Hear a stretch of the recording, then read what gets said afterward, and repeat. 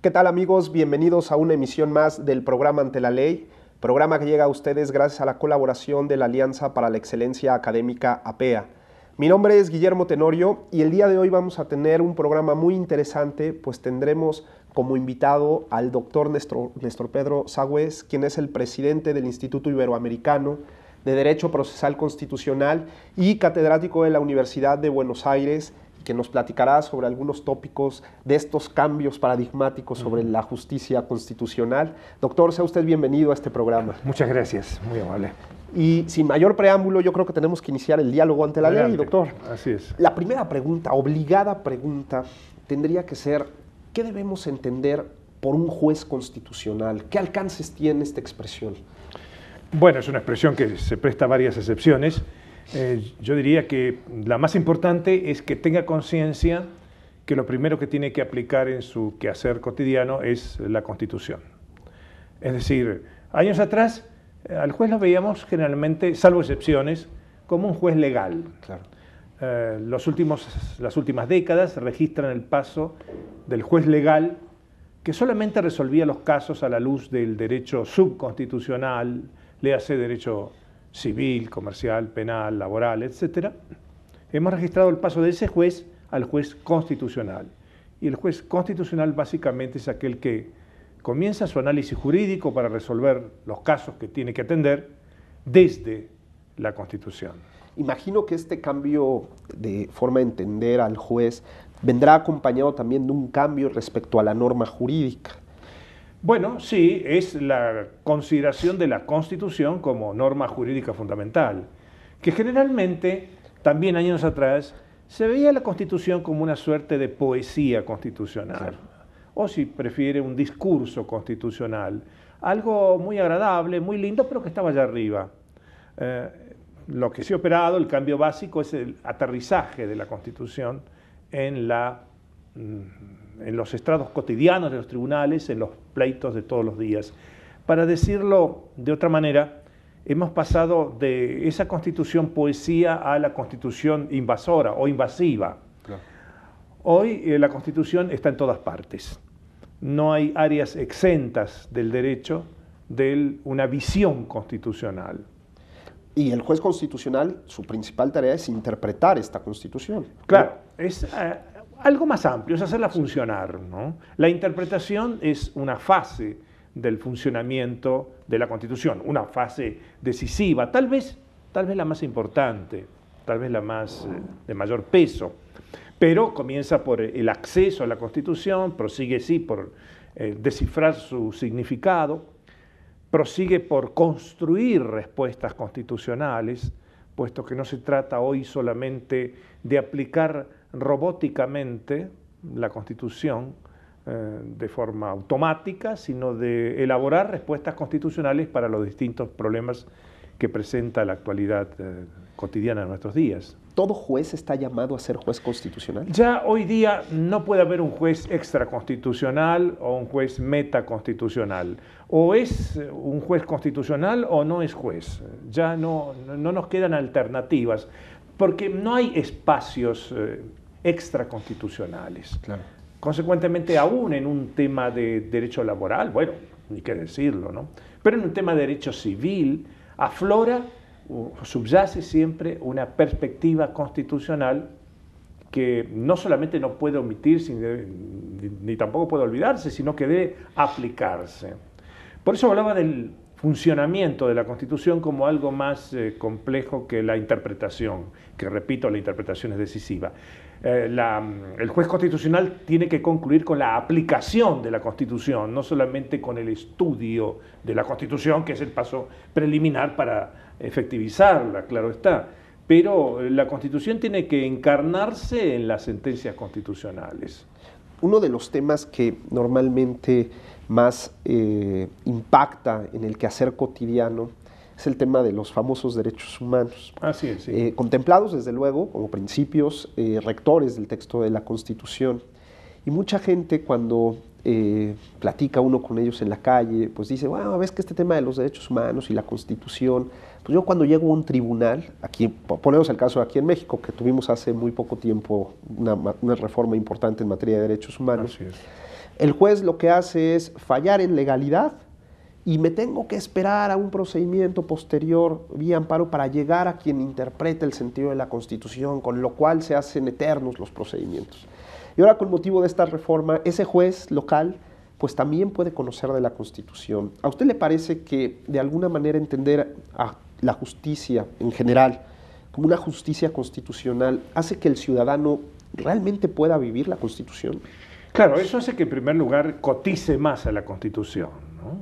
Es decir, que la considere no como, dije antes, un texto de la lírica jurídica, sino como un texto operativo, como alguna vez algún autor español subrayó, la Constitución como norma jurídica y como norma que está incluso por encima de la civil o de la comercial o de la penal o de la laboral.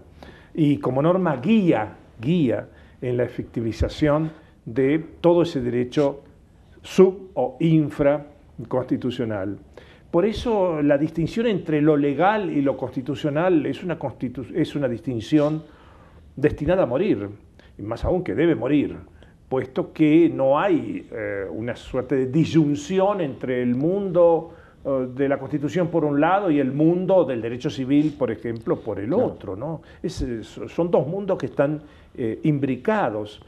No se puede concebir aplicar el derecho civil, para seguir con ese ejemplo, sin pensar al mismo tiempo en las reglas constitucionales referidas al derecho civil. Hay un derecho constitucional civil, hay un derecho constitucional penal, hay un derecho constitucional laboral, hay un derecho constitucional comercial, hay un derecho constitucional de la información, etc. Claro.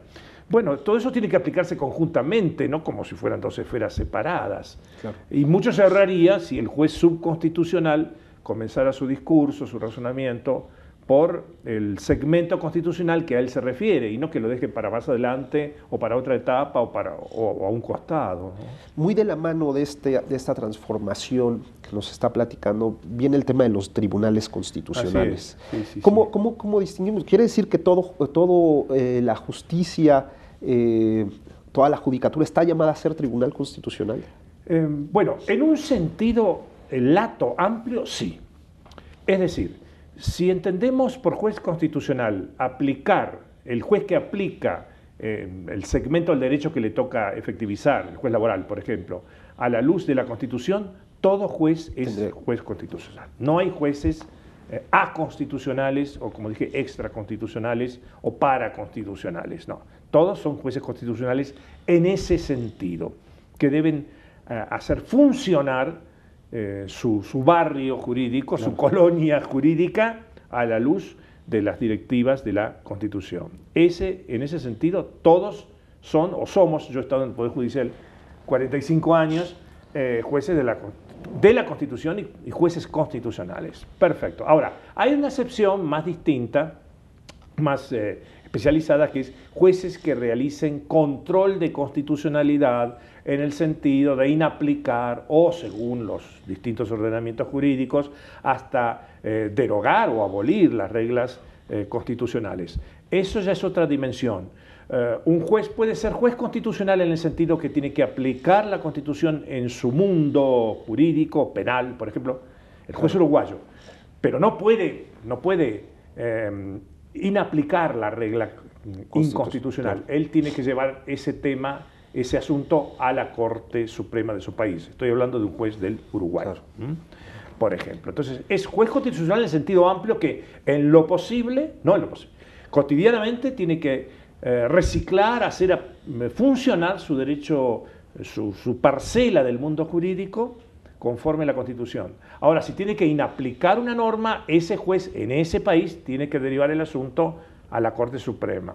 Pero hay otros países que no. Argentina, por ejemplo, que es un país con control difuso, el juez simultáneamente hace funcionar el derecho subconstitucional de acuerdo a la Constitución y también está autorizado para inaplicar la ley contraria a la Constitución.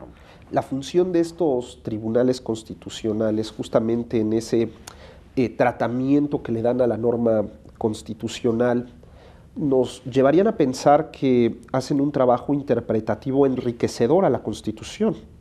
Bueno, todo juez puede hacer un trabajo interpretativo enriquecedor de la Constitución y del derecho subconstitucional. Por ejemplo, si un juez civil común se pregunta, ¿es posible establecer o no una censura a un libro que difama a una persona? Por ejemplo, una cuestión aparentemente civil, y si debe establecer indemnizaciones al perjudicado por esa eventual difamación, bueno, ese juez tiene que pensar cuáles son sus competencias, cuál es la tesis de la Constitución sobre la libertad de expresión, por ejemplo.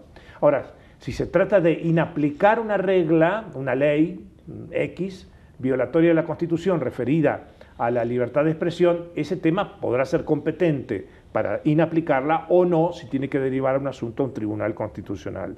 Pero aún el juez inferior, aún el juez que no tenga facultad para inaplicar la regla inconstitucional, debe enriquecer la interpretación del derecho civil a la luz del derecho constitucional. Ahora, ¿qué es lo que diferencia a los tribunales constitucionales de los tribunales comunes, que son los máximos intérpretes de la Constitución? Son los intérpretes supremos, son los intérpretes definitivos. Sus directrices, a menudo, eso depende de cada país, resultan obligatorias para los tribunales inferiores. Además, claro, definen algunas veces conflictos de poderes entre los órganos del Estado, de tal modo que algunas veces son también árbitros del proceso político a la luz de la Constitución. Es decir, ya son megapoderes que tienen competencias, inclusive políticas, más acentuadas que la de un juez ordinario. Este es un tema que me gustaría dejar para el siguiente bloque, y antes me gustaría lanzar una pregunta. ¿Se está judicializando los sistemas político-nacionales? Cada vez se están judicializando más y estamos arribando ya al terreno de las preguntas de los topes del control judicial de constitucionalidad. Hay interrogantes cada vez más mayúsculos. Por ejemplo, en Argentina hemos tenido senadores expulsados por la Cámara de integrar una comisión parlamentaria de la Cámara Alta, del Senado, y han planteado amparos a los fines de que la justicia los reintegre al seno de una comisión del Parlamento, del Poder Legislativo. Y el amparo ha sido exitoso y ha sido obedecido por el Senado. Es una pregunta importante, ¿no? ¿En qué medida puede un tribunal, digamos, revisar, fiscalizar la designación de comisiones internas de una Cámara del Congreso, ¿no? O, les voy a dar un ejemplo, no sé, tanto o más importante, cuestionar un decreto de necesidad y urgencia del Poder Ejecutivo que transfiere, por ejemplo, una cantidad de 12.000 o 9.000 millones de dólares de fondos del Banco Central a una cuenta especial a los fines de satisfacer la deuda externa. Si eso es o no es justiciable, y la justicia ha también intervenido en ese tema. Eran cuestiones estas que décadas atrás ni se imaginaban como cuestiones justiciables, puesto que se reputaba, como se las decía en inglés, political questions, o sea, cuestiones políticas no justiciables. Actualmente, el mapa de las cuestiones políticas no justiciables se ha reducido, se ha replegado de manera tal, se ha jibarizado, que hoy día aflora una pregunta que bien merecería seminarios especializados sobre el tema. ¿Qué no es justiciable? ¿Qué no es justiciable? La Sala Constitucional de la Corte Suprema de Costa Rica reputó justiciable y ordenó al Poder Ejecutivo de Costa Rica retirarse de la coalición antiterrorista internacional contra Saddam Hussein. Y el presidente se retiró. Otro episodio también muy llamativo de judicialización de asuntos anteriormente reputados no justiciables. En este momento creo que uno de los grandes debates, grandes capítulos de debate es este. Le propongo que vayamos a un breve corte. Perfecto. Y regresando empecemos con el tema de si la Suprema Corte de Justicia o los tribunales constitucionales no se politizan con el tema de que todo se vuelve justiciable. Bien. No se vayan, estamos platicando con el doctor Néstor Pedro Sagüez. Volvemos en un minuto.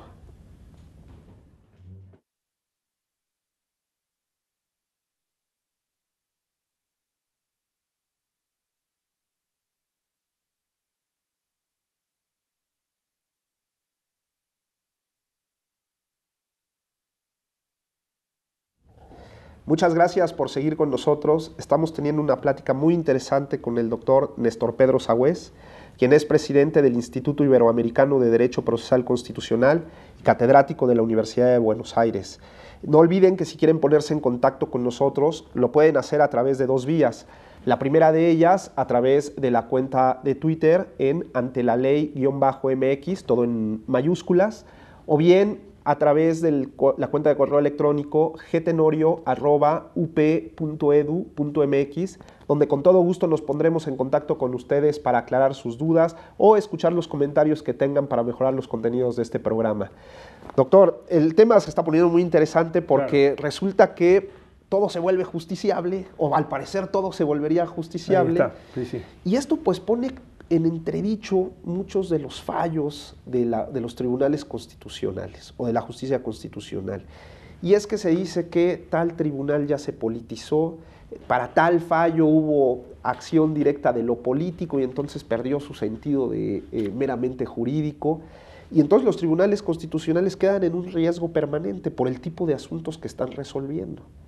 Bueno, vamos a aclarar que la llamada politización de los tribunales constitucionales se puede también interpretar en varios sentidos. Uno es que se vuelvan demasiado amigos o sumisos algunas veces. En Argentina hemos tenido una expresión muy triste y desgraciadamente en alguna medida real referente a la Corte Suprema años atrás, no la actual, años atrás, calificada como corte adicta, por ejemplo, al presidente Menem en aquel momento, por grandes sectores de la opinión pública. Bueno, ese maridaje entre la Corte Suprema y el Poder Ejecutivo o un partido político poderoso se puede plantear, ocupe o no el Poder Judicial cuestiones políticas otrora no justiciables. Claro. Es decir, se puede presentar en muchos temas, en muchos procesos donde estén implicados personajes próximos al poder, o donde el Poder Ejecutivo o el Legislativo o algunos partidos políticos tengan intereses especiales en encontrar una solución A o B, sean o no esas cuestiones políticas no justiciables según la doctrina tradicional. Creo que su preocupación apuntaba también a otra faceta de la llamada politización del Poder Judicial o de las Cortes o tribunales constitucionales, y es esta. Si un tribunal constitucional se ocupa cada vez más de cuestiones políticas no justiciables, como por ejemplo ingresar o no en una coalición internacional contra el régimen de Irak. Claro, usted dirá, eso tienta o puede tentar al Poder Ejecutivo a inmiscuirse o a infiltrarse en el Tribunal Constitucional, dado que la temática que éste está estudiando le afecta directamente. Y ese tema ya había sido atendido y preocupado décadas atrás por Levenstein, por ejemplo, cuando alertaba respecto de la politización de la justicia como uno de los problemas que podía causar esta ocupación o esta atención, esta fiscalización de espacios otrora no justiciables por los tribunales constitucionales. Bueno, vamos a reconocerlo, es un riesgo, sí señor, es probable que exista. Una receta vieja, antigua, era, bueno, que los tribunales no incursionen en temas políticos, y entonces el Poder Ejecutivo, los partidos políticos tendrían menos interés de interferir en ellos. Claro. Era la tesis del repliegue. Ahora, esa tesis del repliegue brilló durante mucho tiempo, pero hoy día, claro, se encuentra en parte erosionada y entra en crisis ante una sociedad, la sociedad en general, no solamente la mexicana, la argentina, de cualquier país del mundo, la norteamericana, que le reclama al Poder Judicial soluciones que antes no les exigía. Eso. Antes era habitual decir, este tema es una cuestión del presidente o del Congreso, y punto. Bien, y si la sociedad no encuentra satisfacción, pues la historia terminaba ahí. Claro. Hoy día, especialmente en temáticas sociales, la sociedad generalmente no se conforma con eso, golpea las puertas de los tribunales y requiere a los jueces que le resuelvan sus problemas. Pero fíjese que también, no sé usted cómo lo vea, hay otra preocupación también muy grande, que es el tema de la ideologización, sobre todo cuando se está fallando en materia de derechos humanos. Que estos temas, usted sabe que hay algunos temas muy polémicos, y que normalmente, pues una parte no va a quedar, normalmente una parte no queda satisfecha, pero en estos casos mucho se dice que, claro, tal tribunal está ideologizado y por eso su fallo fue en ese sentido o fue en el otro. ¿Cómo podemos hacer que el trabajo de los tribunales, si es que se puede, quede lo más limpio de este tipo de señalamientos? Claro, los tribunales quizás están inevitablemente ideologizados, en el sentido que la Constitución tiene una ideología. Claro. Algunas veces la ideología de la Constitución es múltiple, cuidado. Hay constituciones que tienen varios techos ideológicos, como la Argentina. Un segmento liberal, un segmento social, claro, un segmento cristiano. Claro. Cuando una constitución tiene un cóctel ideológico, el tema se complica, porque usted puede dar distintas respuestas a la luz de esos distintos techos ideológicos. Claro. Paradojalmente, esas respuestas pueden ser contradictorias y todas constitucionales al mismo tiempo, en el sentido que se amparan en una cobertura ideológica de la Constitución. Bueno, eso es una perspectiva. La otra es la siguiente. Años atrás teníamos versiones más o menos uniformes en materia de derechos humanos fundamentales. Sí. Existían consensos básicos. Lamentablemente, ese consenso se ha quebrado en muchos temas fundamentales. Léase, por ejemplo, aborto, tal vez sea uno de los más polémicos, drásticos, ¿no? Más crudos, más motivantes en la actualidad. Y consecuentemente es cierto, usted lo constata, que la respuesta que va a dar un tribunal constitucional va a depender en mucho de la ideología concreta de los intérpretes, operadores físicos, los seres humanos, hombres y mujeres que integran esos tribunales constitucionales. Y así usted se va a encontrar con soluciones que no son idénticas en el Tribunal Constitucional Federal Alemán, por ejemplo, o en la Corte Suprema de Justicia Argentina, sobre la misma temática. Claro. Bien, lamentablemente debemos reconocer que ante encrucijadas que no admiten más que dos caminos, el tema desemboca en una cuestión de una opción, y que esa opción va a depender de la ideología del intérprete operador. Lo ideal sería, claro, hacer un llamado a la reflexión para dar una respuesta en términos de bien común, si es posible, o sea, una respuesta que sea prudente, una respuesta que sea sensata. Pero hay que reconocer que en ciertos puntos, como digo, urticantes de nuestro escenario contemporáneo, lamentablemente esos choques ideológicos no van a poder soslayarse. Claro.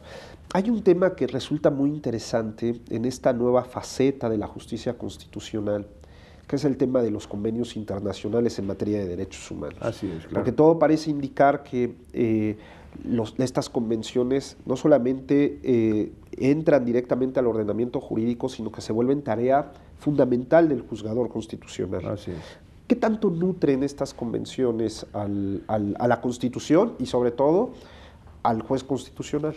Y mire, cada vez más. Es que el tema de derechos humanos pasó de ser un capítulo del derecho constitucional, como era décadas atrás, a un tema hoy de derecho internacional llamado con propiedad, derecho internacional de los derechos humanos. Es decir, el tema de los derechos humanos es un punto que interesa al bien común nacional, pero que también interesa y mucho al bien común internacional. Claro.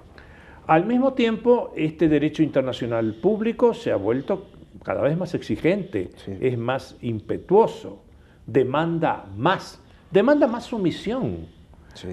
De hecho, la doctrina del control de convencionalidad vigente en Europa y también, por supuesto, en el escenario iberoamericano a través de nuestra Corte Interamericana de Derechos Humanos, termina convirtiendo a los jueces nacionales también en jueces del sistema interamericano. Claro. Es decir, que el juez nacional chileno, mexicano, peruano, argentino es juez peruano, mexicano, argentino y simultáneamente tiene ahora otra autoridad encima de él, que es la Corte Interamericana de Derechos Humanos.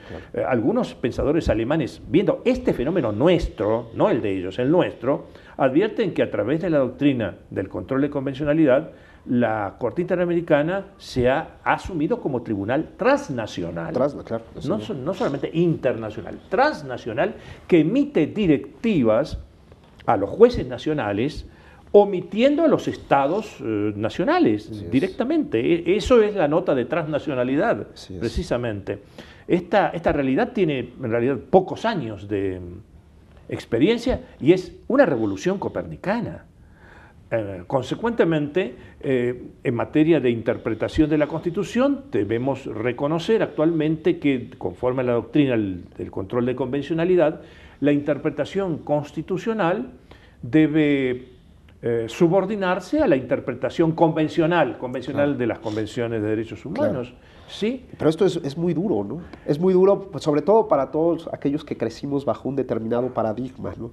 Mire, pensemos el caso de Chile, ¿no? En el que le imponen el modificar un artículo en materia de libertad de expresión, ¿no? Por ejemplo, sí, le dicen cambie la Constitución. Es durísimo. Modifique la censura previa en televisión. Es Mire, para mí no fue muy duro porque mi tesis doctoral a los 23 años en Madrid fue sobre desintegración del concepto de soberanía. Es decir, que hace, ya más de 50 años, trabajé sobre ese tema. Una palabra, ya vine domesticado, retorné ayornado. Y sabe que a mí me iluminó mucho este razonamiento, algo clásico, la doctrina del bien común universal de Francisco de Vitoria, claro. Como usted bien conoce, un dominico de fines del siglo XVI en España. Es decir, esto era un revival de una doctrina sentada en la mejor escuela neotomista, claro. Pero con proyecciones y actualizaciones sospechadas. Claro, esto parte de la idea de que hay un bien común regional o un bien común internacional donde los derechos humanos figuran de manera fundamental y que eso se supraordina al bien común nacional. Y que, sí, normalmente nuestras facultades de derecho y nuestras constituciones no estaban aclimatadas para soportar esta nueva visión, que es una transformación, como usted lo alerta, profunda, ¿no? Y no solamente impacta en el tema de soberanía, sino también impacta directamente en la forma de entender el reconocimiento de estos derechos humanos. En muchas constituciones hablaba de que el Estado otorgaba derechos en lugar de reconocer, ¿no? Así es. También supone un cambio importante. Sí, no es el caso, felizmente, nuestro de Argentina, porque ya en 1860 tenemos una cláusula de los derechos no numerados que se inspira, dijo el constituyente, en el reconocimiento de derechos previos y superiores a cualquier constitución y que existirían aunque ésta los negase. Claro, desde luego. Felizmente esa norma tan preciosa ponía las cosas en su lugar. Habían derechos de los pueblos y de las personas emergentes del derecho natural que no eran negociables y que eran superiores al texto escrito de la Constitución. Y eso lo decía el constituyente. Claro. Era una ganzúa, una llave preciosa para abrir el escenario jurídico y dinamizar inclusive derechos inimaginados por el constituyente. La propia Corte dijo en 1958, hay derechos constitucionales que no fueron pensados por el constituyente, pero con estas reglas, el operador, la Corte Suprema, los puede reconocer, por más que, no, insisto, no hubieran sido imaginados al momento de sancionarse la Constitución, y hubieran nacido o hubieran sido descubiertos con posterioridad. Y se vuelve un elemento valiosísimo para la interpretación, para el trabajo de los tribunales constitucionales. Muy rico, sí. Completan el tema del escenario de los derechos humanos. Sí. Y eso se logra, vamos a reconocerlo, mediante también una técnica jurídica que en los cursos que estoy dictando en la Universidad Panamericana nos detenemos en particular, que son las interpretaciones constitucionales mutativas por adición. Claro. Es decir, interpretaciones que, sin perjuicio, que dejan el texto constitucional incólume, Sí. le dan un contenido Claro. normativo mayor. Entonces el texto aparece como un estuche. El contenido normativo viene adentro y ese contenido se refresca, se reactualiza conforme al descubrimiento, a la gestación de nuevos derechos, no con rango meramente legal, con rango constitucional o convencional. Y lo propio hecho es la Corte Interamericana de Derechos Humanos. Póngale usted, seleccione un ejemplo. El derecho de propiedad de las tribus indígenas, de los pueblos originarios. El texto del Pacto de San José es modesto en ese sentido, es un texto que ya tiene muchas décadas. Claro. Sin embargo, la Corte Interamericana, sumándole reglas provenientes de la OIT, de la Organización Internacional del Trabajo, y de otros documentos internacionales, les ha dado un contenido insospechadamente amplio, ¿no? El trabajo de la Corte Interamericana en muchas ocasiones, no en muchas, normalmente es aceptado por los Estados miembros. Sin embargo, hay algunos desafíos, pongo el caso concreto de Venezuela, Sí. que ya ha señalado que es limitado o debe ser limitado. En realidad, el trabajo de estas cortes supranacionales, ¿tendríamos que ponerle un dique? ¿Un límite? ¿Un límite? El límite está en las mismas convenciones por las cuales son generadas. El límite real está en su autorrestricción, en función de valores jurídicos, políticos importantes como el bien común regional, la prudencia, una visión muy seria de la dignidad humana y también mediciones prácticas. Por ejemplo, en un caso del año pasado, Furlan, la Corte Interamericana dijo algo que no ha trascendido demasiado, pero alude, esto interesa mucho a los jueces civiles, a la necesidad de, en procesos civiles donde se discuten, por ejemplo, indemnizaciones por daños, Sí. pero no por daños políticos, por desapariciones de personas que desde luego son vitales, son importantes. Hablo de daños comunes, donde quien lo promueve, el actor, es un sujeto vulnerable y que padece de necesidades impostergables. En ese caso, la Corte Interamericana está obligando a los jueces civiles a prácticamente instar de oficio procedimientos civiles, patrimoniales, de derechos disponibles, lo que obliga también a un cambio de mentalidad enorme, a una reclusión del llamado principio dispositivo en el proceso civil. Pero eso implica una transformación vital Claro. del proceso civil que tal vez la Corte Interamericana, animada con las mejores intenciones, porque está tratando de proteger los derechos de personas vulnerables, tal vez debería haber atendido las consecuencias procesales prácticas de eso, porque eso implica incrementar la justicia civil con la cantidad de nuevos órganos para proveer de manera adecuada este principio tan exigente, porque es un principio además muy elástico. Con esto quiero decir que el principio de prudencia, el sentido de las limitaciones fácticas, debe también iluminar la gestión de los tribunales internacionales. ¿Cuál es su opinión de los códigos de ética? ¿De ética? De ética, de los códigos de ética, porque en conjunto con la justicia constitucional, como que ha venido una corriente muy fuerte, justamente que habla de este tipo de principios. Sí, me parecen adecuados, pero el tema es qué dicen, ¿no? Y cuánto dicen, porque hemos visto, en general están bien intencionados todos ellos, pero algunos tropiezan con con cuestiones realmente opinables. Claro. Por ejemplo, las expresiones que puedan vertir los jueces a los medios de difusión, un tema que usted maneja más que yo, en el sentido de la extraversión de los magistrados, de qué es lo que están haciendo en los procesos, qué es lo que pueden hacer, la comunicación con la gente, la publicidad de los actos judiciales, que algunas veces puede requerir mayores restricciones. Es decir, entiendo que son positivos. Entiendo también que la realidad es tan variada, Claro. tan polifacética, que un código de ética no puede comprender, no puede imaginar. Oh, claro. No puede imaginar todos los problemas éticos que pueden plantearse para la judicatura. Es decir, que siempre va a haber cláusulas abiertas o van a quedar puntos en el tintero por escribir. Tampoco puede ser un código de ética un material castrativo del juez, ni tampoco una ganzúa para que pueda hacer lo que quiera. Es decir, los códigos me parecen interesantes, correctos, provechosos, siempre que estén prudentemente redactados y conscientes de que no van a poder cubrir todas. La realidad supera la ficción, conforme una frase tan vulgar hoy día, pero de tanto sentido común. Es decir, no se puede aprender toda la problemática ética, sí se pueden sentar algunas líneas fundamentales y las otras quedarán en aquel concepto indefinido, indeterminado de buen desempeño. Claro.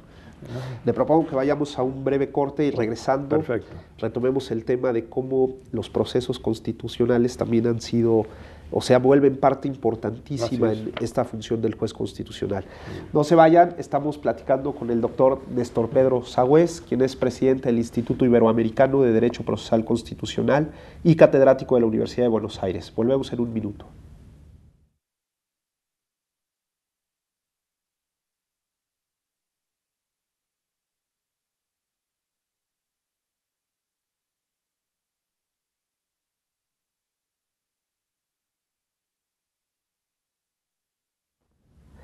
Muchas gracias por seguir con nosotros. Estamos platicando con el doctor Néstor Pedro Sagüez, quien es presidente del Instituto Iberoamericano de Derecho Procesal Constitucional y catedrático de la Universidad de Buenos Aires.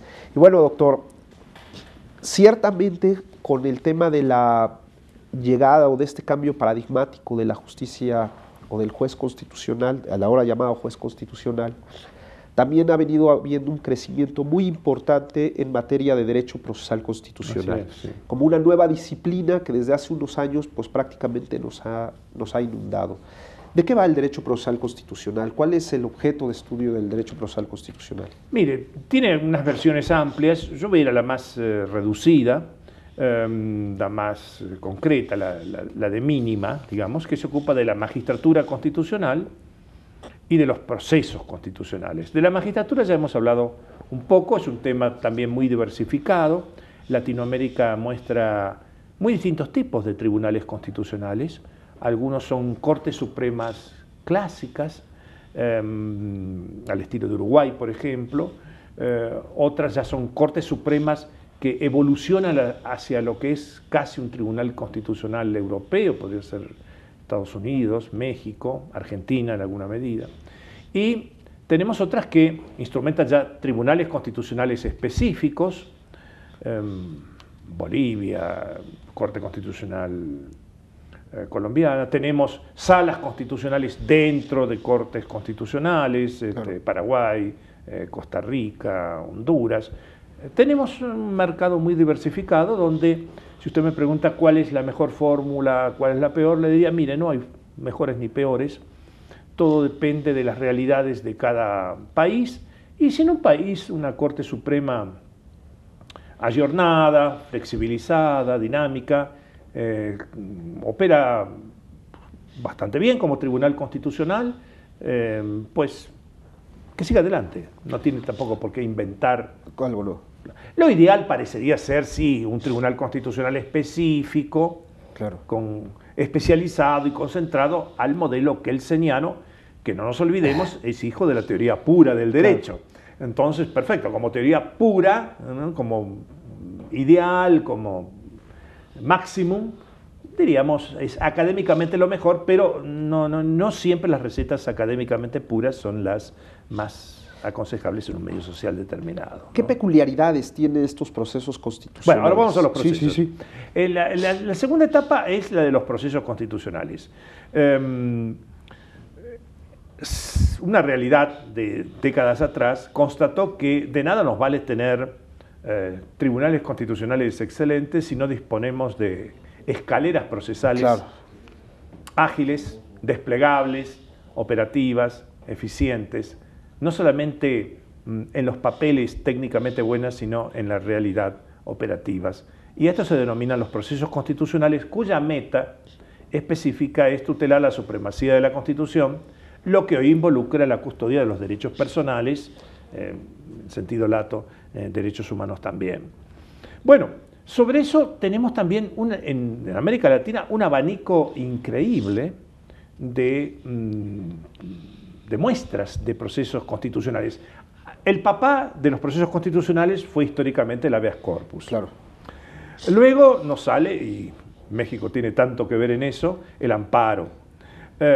Luego empiezan a aparecer otros procesos constitucionales, por ejemplo, no hace muchos años, el habeas data, que vendría a ser un amparo especializado, pero ya hoy con matices propios para la custodia de la persona frente al poder informático, por ejemplo. Pero nos aparecen otras vías, nos aparecen hoy subespecies de amparo. En el orden federal argentino tenemos 8 variables de amparo, legislados de manera distinta, aunque tienen puntos en común. La última patada de la moda ha sido el amparo ambiental, por ejemplo, y en materia de habeas data, el habeas data clínico, destinado a obtener las historias clínicas de los establecimientos sanitarios. Y hoy nos aparece una nueva dimensión del derecho procesal constitucional, que son los procesos o los recursos extraordinarios contra decisiones de la justicia indígena. Por ejemplo, en el caso, que lo tiene bastante perfeccionado, de Ecuador, cuya ley de garantías jurisdiccionales incluye un capítulo especial ante, una realidad.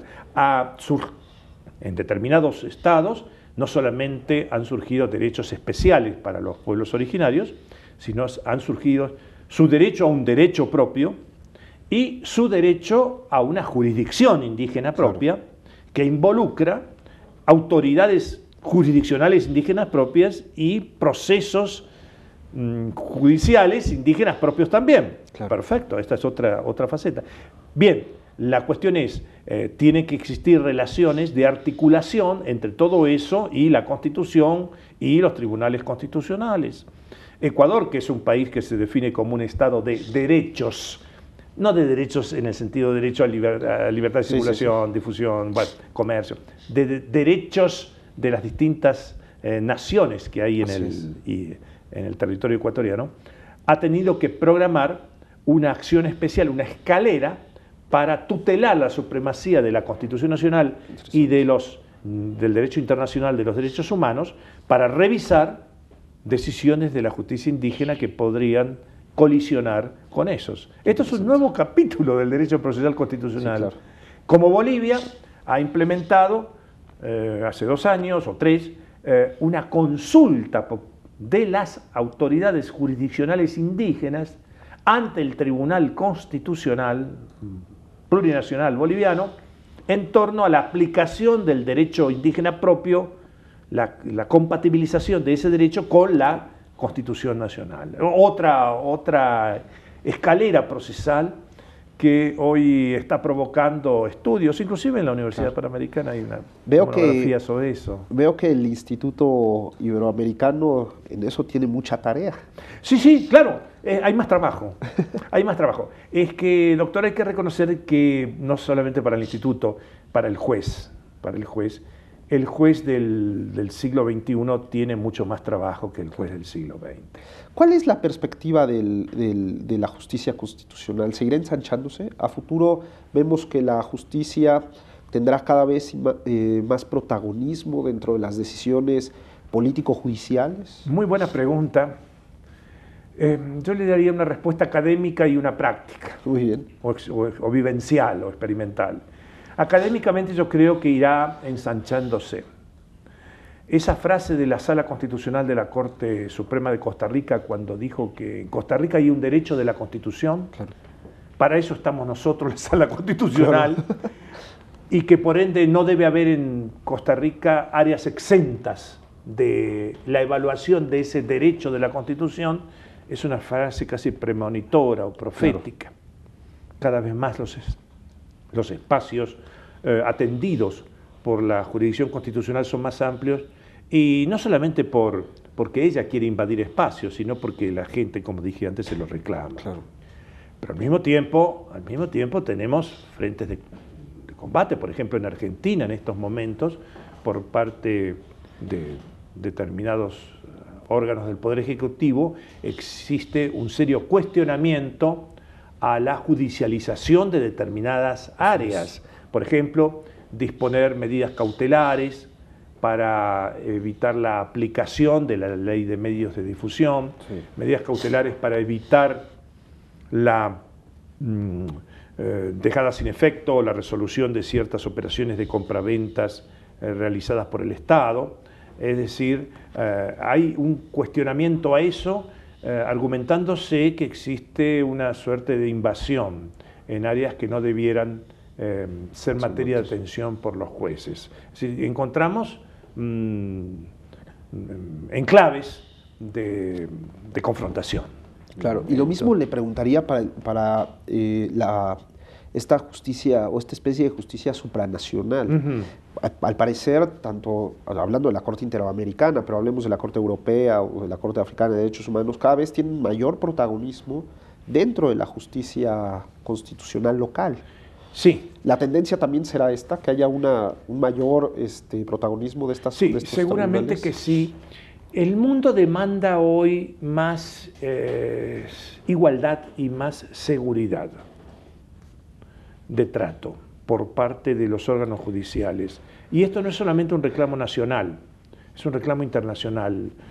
La gente quiere gozar de los mismos derechos, básicamente en México que en Argentina, y algunos pensadores como Mariel Antoniazzi, entre otros, Morales Antoniazzi en Heidelberg, hablan y hablamos, porque lo hemos hecho con Eduardo Ferrer, conmigo y con otros tantos juristas, de elaboración de un ius comune, claro, un ius comune latinoamericano en materia de derechos constitucionales y de derechos humanos.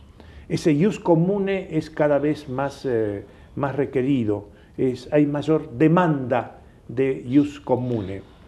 Claro, hay que atender ciertas particularidades nacionales claro, que pueden ser muy relevantes en determinados estados, como la presencia de pueblos originarios con una cultura, con una tradición, con una herencia que no tienen otras comunidades, claro, por ejemplo. Hay también vivencias diferentes. Muchas veces la Corte Interamericana dice, no le interesa a la Corte Interamericana, a este tribunal, cómo implementar tal derecho en materia de derecho de réplica, por ejemplo. Claro. Lo importante es que el Estado lo instrumente, claro, lo canalice, lo viabilice.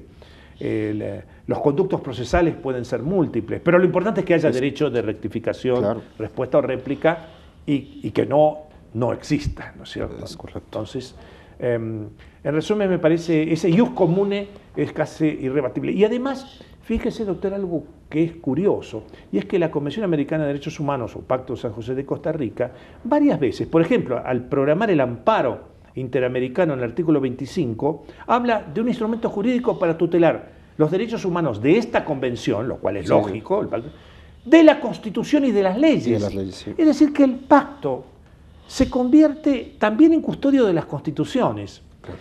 Esto no es frecuente, porque un instrumento internacional debe garantizar los derechos de ese instrumento, no los derechos de las constituciones. Pero nuestro pacto es mucho más amplio. Es decir, que hay un ensamblaje, hay una imbricación entre derecho internacional de los derechos humanos y derecho constitucional patrocinada desde el mismo Pacto de San José. Hay una pregunta que más la hago por morbo que por otra. Esas son las mejores. En ocasiones vemos a este juez constitucional como un juez que hace el derecho más vivo, o sea, que hace más viva la norma constitucional, pero también lo vemos muy parecido a las funciones que realiza un juez en un sistema anglosajón, ¿no? Dándole vivencia al sistema. ¿Es correcto esto? Bueno, ¿Nos aproximamos a eso? Sí, hay vasos comunicantes. Hay que partir de algo que, claro, no está en nuestra cultura jurídica tradicional. En el derecho nuestro, llamemos continental, el juez ¿qué hace? Resuelve casos. Tradicionalmente resuelve casos. Hoy hace mucho más. En el derecho anglosajón, la sentencia normalmente no solamente resuelve el caso, genera una norma jurídica. Seguible por los otros en base al principio del precedente. Es decir, que es un juez no solamente, insisto, resolvedor, que resuelve situaciones, sino que genera normas, es nomogenético. Y esa cultura jurídica se ha trasvasado muchas veces a través al derecho americano. A través en parte de la influencia de la Corte Suprema de Estados Unidos de América. Fíjese que el sistema de control de constitucionalidad judicial no figura en la Constitución estadounidense, fue creado por la Corte Suprema de ese país. No figuraba en la Constitución argentina hasta 1994. Claro. Lo hemos asimilado y era la adopción de pautas importadas del common law a una cultura jurídica diferente. Y eso se ha trasvasado también hacia toda la judicatura constitucional en términos generales. Es que este sistema de derecho legal, legalista, sí anquilosaba mucho el sistema. ¿Sí? Anquilosaba el sistema, lo detenía, lo frenaba. Bueno, tenía sus méritos también, ¿no? Implicó, le sacó todo el jugo posible al derecho subconstitucional, provocó una profundización en los estudios civilistas, penalistas, laboralistas, en fin, no era un derecho despreciable, pero hoy sería ya un derecho incompleto. Incompleto. Esa cotización de la Constitución invasiva, la Constitución que está en todas partes, es una de las notas que en realidad se plasman a partir de la Segunda Guerra Mundial y en la que tienen que ver muchos de los autores neoconstitucionalistas, no todos, pero sí, muchos de ellos y muy significativos. O sea que es también un nuevo viento que ha soplado en el derecho constitucional y que, claro, como tantas corrientes físicas, ha influido en el hábitat del derecho subconstitucional. Claro. Pues me quedan muchos temas en el tintero y desafortunadamente el tiempo se nos ha acabado. Muy bien. Así que queda abierta la invitación para un siguiente programa. Perfecto. Y a ustedes les agradecemos mucho que nos hayan acompañado y esperamos vernos en la próxima emisión de Ante la Ley. Hasta la próxima.